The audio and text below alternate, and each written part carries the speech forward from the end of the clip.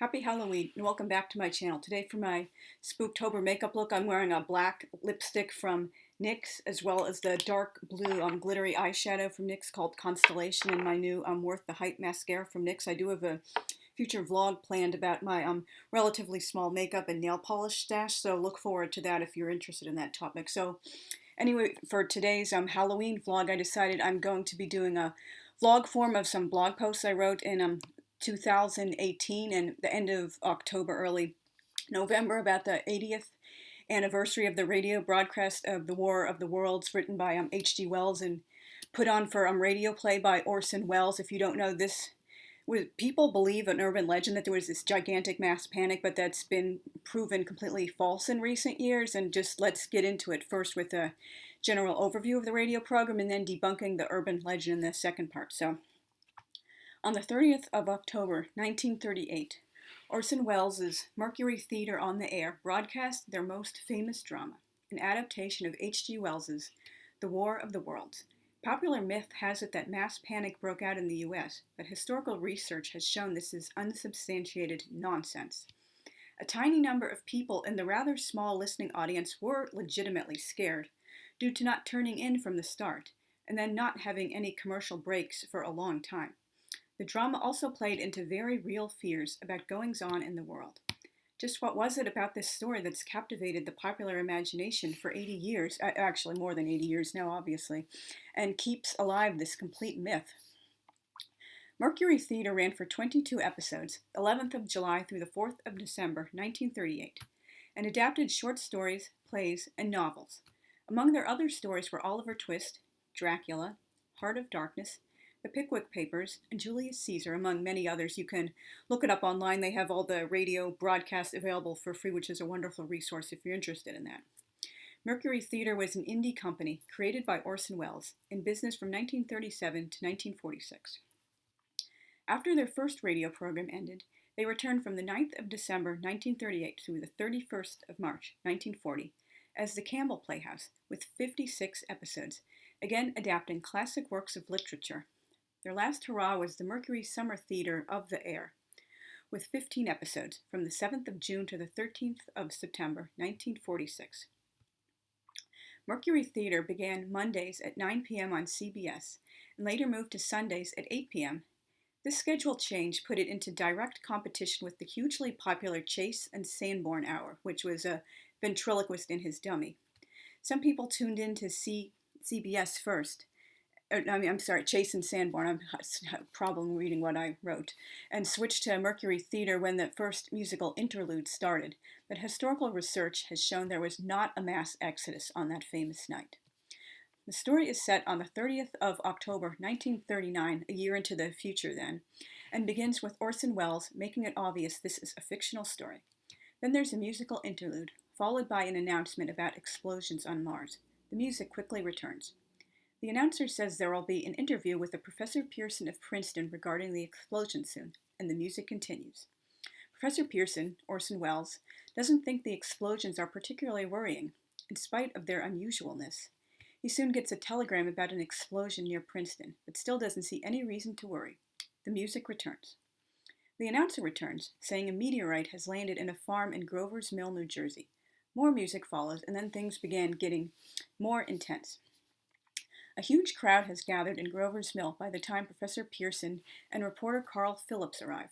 Professor Pearson doesn't think it's a meteorite, since it's so bizarre and in one piece. Mass panic begins, and tentacle-like objects emerge from the strange object. It's a monstrous Martian. Another musical interlude follows, and then we return to the increasing fear and panic. Martians respond to a white flag of truce with a flame-throwing heat ray. The announcer still doesn't think there's anything to panic about, and the piano interlude continues. Presently, there's a report about the deaths of at least 6 state troopers. State militia are on their way to Grover's Mill, and Professor Pearson sets up an emergency outlook post in a nearby building. News bulletins start streaming in from all over New Jersey, Pennsylvania, and New York, and things go from bad to outright nightmarish. The entire country is soon locked in mass panic. 40 minutes into the show, there's finally another commercial break, announcing this is a radio production of The War of the Worlds by Orson Welles and his Mercury Theatre. The next voice we hear is Professor Pearson's, who's hiding out in an abandoned house and convinced he might be the last living being left on Earth.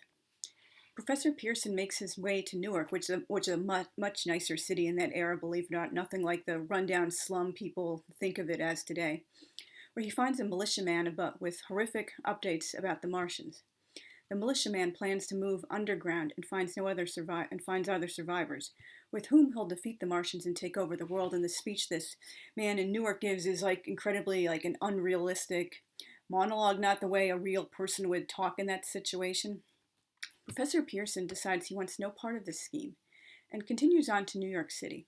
The city that never sleeps is eerily devoid of life, but for a starving, territorial dog and a flock of birds. Then, in Central Park, he finds the birds feasting on the dead Martians.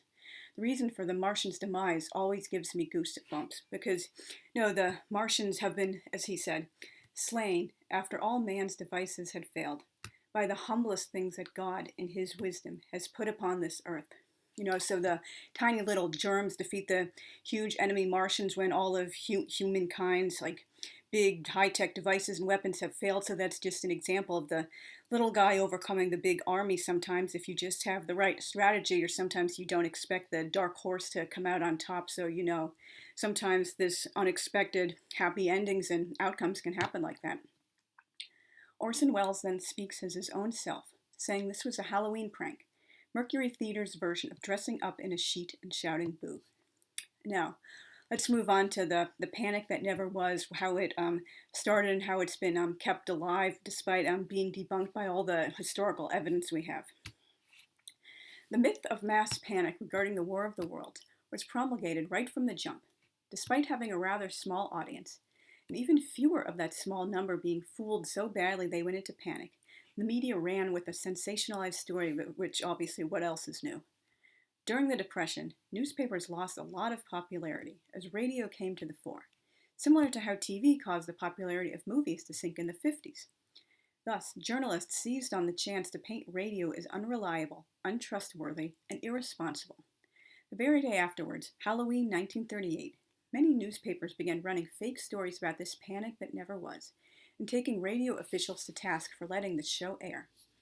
Following these early phony stories, a growing number of people began claiming they listened to the show when they'd done no such thing. Soon, popular mythology had it that most of America was listening that fateful night. The night of the broadcast, the C.E. Hooper ratings service phoned 5,000 households for a survey. A mere 2% gave responses indicating they were listening to Mercury Theatre. Hence, the other 98% were listening to something else, or nothing. Many were tuned into the hugely popular Chase and Sanborn Hour on NBC.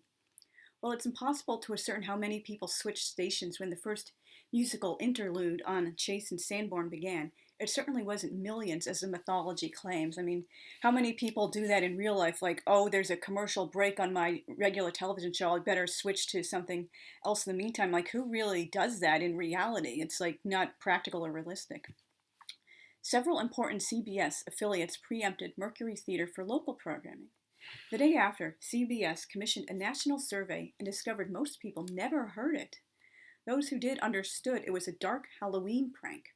Additionally, it was listed in radio guides for the week, day, and month, which you can also find these for free online with the right search terms. I've looked up, vintage radio schedules when I've done research for some of my historical fiction. And they're also, I believe, available in some published books too, so it's obviously not difficult or obscure or hard to find things. It's basically pretty much out there for anyone who's looking and knows where to look. People who read those magazines and newspaper sections knew what would be on tap.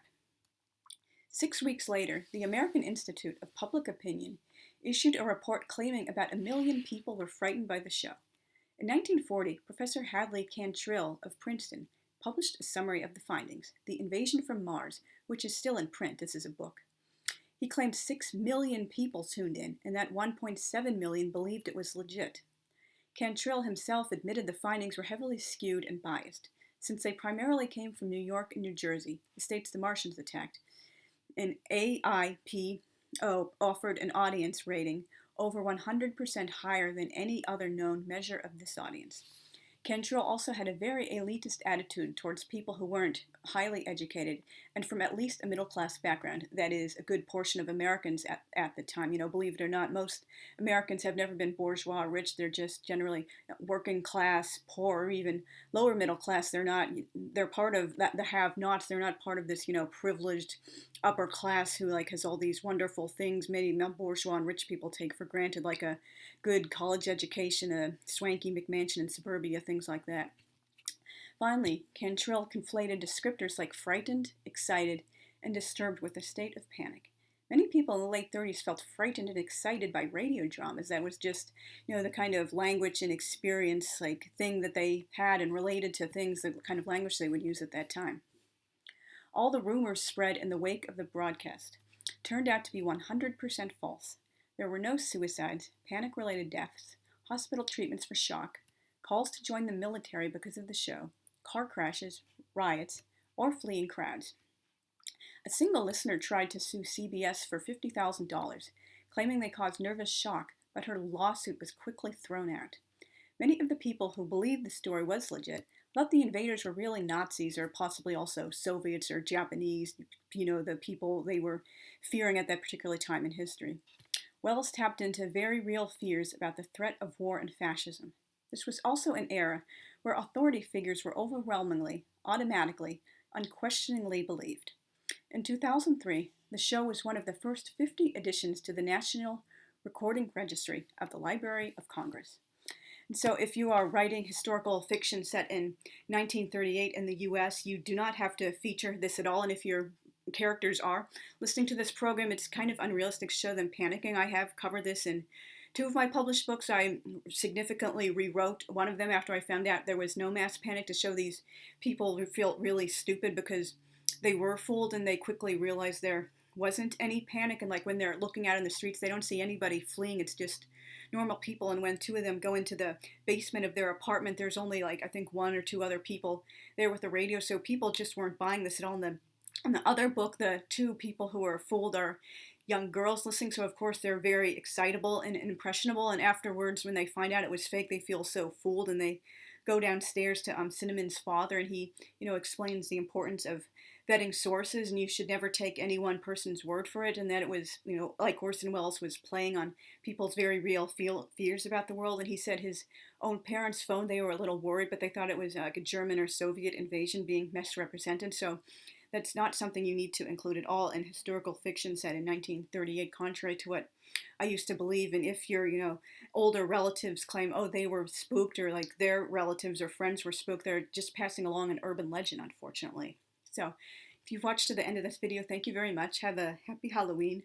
I shall be back on Monday, possibly with a Dantean post this time. So please consider subscribing if you haven't already, and I'll be doing a lot of booktube and authortube videos and things different about certain topics here and there also. So thank you for tuning in. See you next time. Bye.